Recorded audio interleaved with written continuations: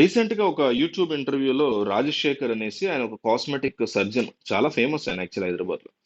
ఆయన ఒక ఇంటర్వ్యూలో మాట్లాడుతున్నప్పుడు జనరల్ గా ఎట్లా ఉంటుందంటే సర్జన్స్ కి, ఫర్ ఎగ్జాంపుల్, ఇక్కడ నాకు సర్జరీ అయింది అనుకోండి, ఈ ఏరియాలో ఆ సర్జన్ ఎప్పుడన్నా ఈ ఏరియా చూసాడు అనుకోండి, ఫీమేల్ అండ్ మేల్ అని ఆ సర్జన్ చూసినప్పుడు వాళ్ళు చెప్పేయగలుగుతారు, ఇక్కడ మీకు సర్జరీ అయింది కదా అని. కుట్లు అవి ఉంటే మనమే చెప్తాం, కుట్లు లేకపోయినా కూడా ప్లాస్టిక్ సర్జన్స్ చెప్పగలుగుతారు. కొన్ని ప్లాస్టిక్ సర్జరీలు, ఫేస్ కి ప్లాస్టిక్ సర్జరీ ఎందుకు చేస్తారంటే కుట్లు అనే ఫేస్ మీద కనిపించకూడదు కాబట్టి.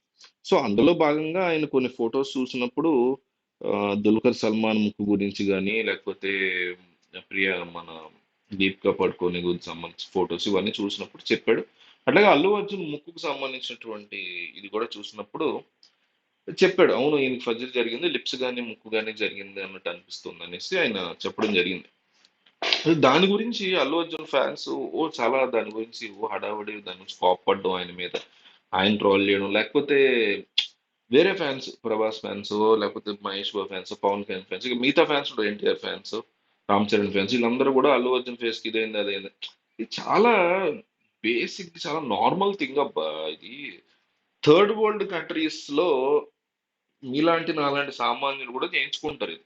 ఇప్పుడు త్రీ టైప్స్ ఆఫ్ వరల్డ్స్ ఉంటాయి, three types of world countries. ఒకటి ఫస్ట్ వరల్డ్ కంట్రీ అంటే గాజా. గాజాలో భారీ, యుక్రెయిన్ భారీ యుద్ధాలు జరుగుతున్నాయి కదా, అక్కడ వాటర్ ఎక్కడ దొరుకుతుంది, ఫుడ్ ఎక్కడ దొరుకుతుంది, పిల్లల భవిష్యత్తు ఏంటి, బతుకుతామా చచ్చిపోతామా, ఇది ఫస్ట్ వరల్డ్ కంట్రీ ప్రాబ్లమ్స్ అంటారు వీటిని. అక్కడ అదే సమస్య, అదే మెయిన్ ప్రయారిటీ, అదే ఉన్న సమస్యల్లో మేజర్ టాప్ 20లో అదే ఉంటాయి. సెకండ్ వరల్డ్ కంట్రీ అంటే మనది. మన జీవితాలు ఏంటి, ట్రాఫిక్ ఎట్లా ఉంటుంది, ఉద్యోగాలు ఏముంటాయి, దాచుకుని డబ్బులు ఎవడం దొబ్బేస్తాడు, లేకపోతే ప్రభుత్వం ఎందుకు మన జీవితాలతో ఆడుకుంటుంది, ఈ టైప్ ఆఫ్ కష్టాలు మనకు ఉంటాయి. హెల్త్ బాగాలేదు, కిడ్నీ ఫెయిల్ అయింది, ఇట్లాంటి కష్టాలు ఉంటాయి మనకి. సెకండ్ వరల్డ్ కంట్రీస్ అంటే ఎక్కువ మందికి ఉంటాయి అవి. గాజాలో 90% మందికి అవి ఉంటాయి, ఇండియాలో 90% మందికి ఇవి ఉంటాయి. థర్డ్ వరల్డ్ కంట్రీకి వచ్చేసరికి 90% కష్టాలు ఎట్లా ఉంటాయి అంటే, మీలాంటి నాలాంటి సామాన్యులకు కూడా అక్కడ నా ముక్కు బాగాలేదు, లేకపోతే నా పెదం బాగాలేదు, నా గడ్డం కింద ఏదో ఒక చిన్న లైట్ గా గడ్డలాగా వచ్చింది, అది అది లోపలికి వెళ్ళాలి, లేకపోతే రెండు కనుబొమ్మల మధ్య కరెక్ట్ డిస్టెన్స్ కనపట్లేదు, లేకపోతే లైట్ గా మెల్లకన్ను ఉంది నాకు. సామాన్యుల కష్టాలు ఇలా ఉంటాయి థర్డ్ వరల్డ్ కంట్రీలో, ఎందుకంటే ఆల్రెడీ అన్ని సమకూరిపోయి అన్ని సెట్ అయిపోయినాయి వాళ్ళకి. మనలాగా పోరాటంలో లేరు వాళ్ళు, they are already.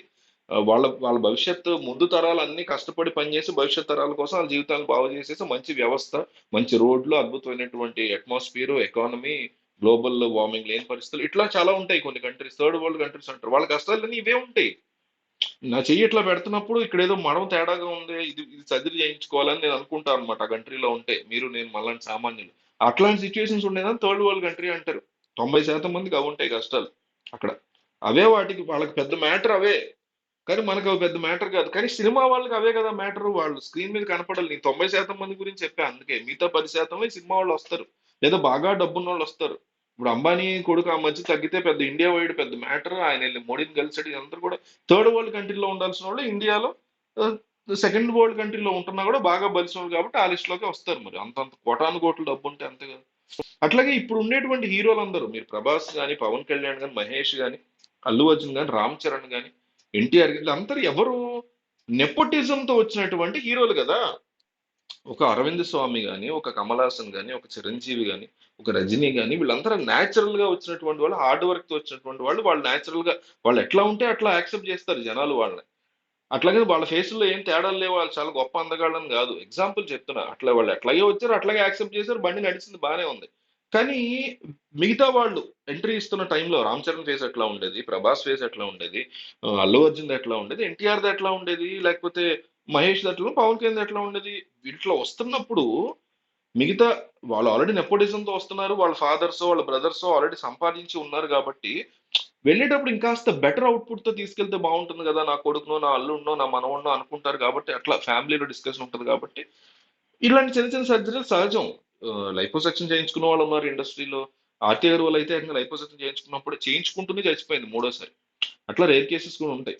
So face లో ఒక చిన్న ముక్కో, ఒక పెదవో మార్పులు అనేవి అందరికీ జరుగుతాయి, ప్రతి హీరోకి జరుగుతాయి, అల్లు అర్జున్ మాత్రమే కాదు. ఆ ఇంటర్వ్యూలో ఆ పర్టికులర్ చెప్పాడు కాబట్టి అట్లా అనిపిస్తుంది కానీ, నిజానికి ఇట్లాంటి ఇంటర్వ్యూస్ చాలా జాగ్రత్తగా మాట్లాడాలి వాళ్ళు కూడా. ఎట్లా మాట్లాడాలంటే, అందరికీ సహజమేనండి అది, అందరూ చేయించుకున్నారు ఇండస్ట్రీలో, అట్లాగే అల్లు అర్జున్ కూడా చేయించుకున్నాడు అంటే సరిపోయేది. అట్లా కాకుండా ఓన్లీ అల్లు అర్జున్ చెప్పడం, దాన్ని మళ్ళీ ఫ్యాన్స్ వెళ్ళి పిల్ల పిల్ల ఫ్యాన్ వార్స్ లో పట్టుకెళ్ళి దాన్ని పెట్టడం, ఇదంతా చాలా ఫూలిష్‌గా అనిపిస్తది.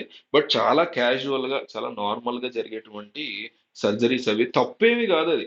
మీ ఫేస్‌లో, నా ఫేస్‌లో ఎన్నో రకాల డిఫెక్ట్స్ ఉంటాయి. నా ఫేస్‌ని చూడండి ఎన్ని డిఫెక్ట్స్ ఉంటాయో.